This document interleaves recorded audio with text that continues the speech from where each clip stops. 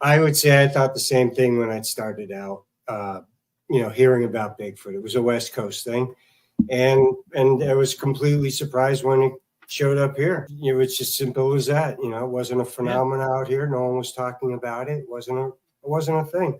It was clearly a West Coast thing, and it didn't really start out here until after people started becoming a little more aware of it and were able to talk about it a little more.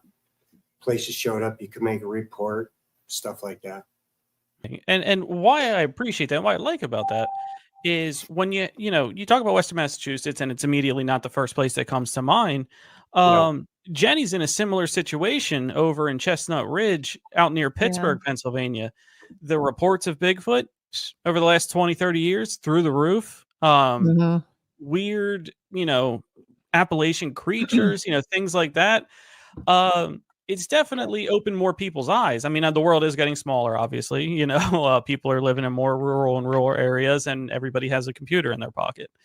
Telling information out there. There's plenty of eyewitness reports.